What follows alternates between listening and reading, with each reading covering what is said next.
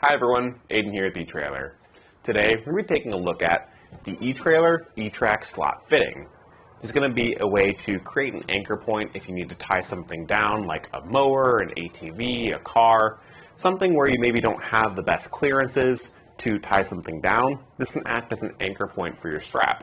And we've got it on a generator here today because we don't have a vehicle to show, but this is going to demonstrate the principle and how it works. Let's check it out. Now our tie down is off to the side pretty far away, and this slot fitting is going to accept a 2-inch wide strap and create an anchor point where that can go from the tie down straight up over our cargo. So let's say this generator were a tire of a car. We wouldn't have room underneath the bumper to have an extra tie down point or a ratcheting mechanism of our ratchet strap, or it'd just be hard to reach, especially with limited wheel well clearance.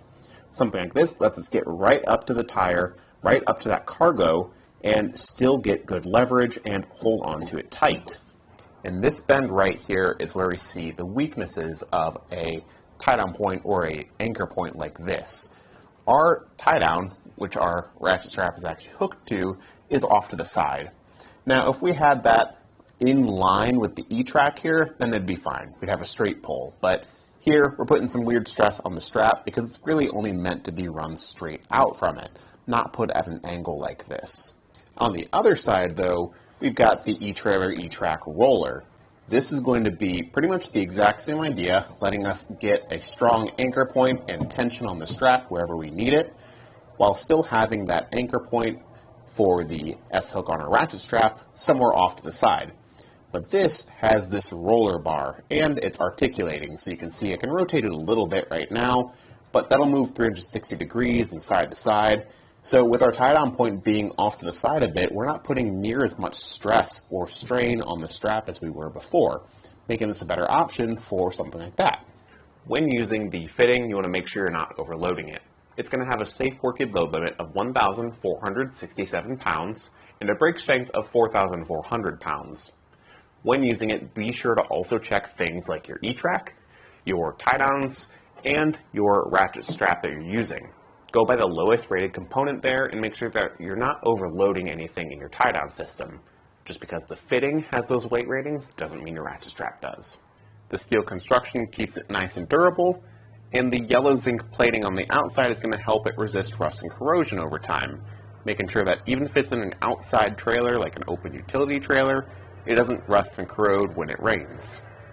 The mechanism on the top, the trigger latch, functions just as every other E-track accessory does, opening it up to allow you to slide it in, lock it in place, and secure your cargo.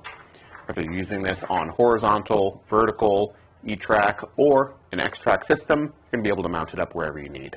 And again, when comparing our fitting to our E-track roller, I prefer the roller, just because you've got a lot more movement out of this piece to adjust it to any angle you want.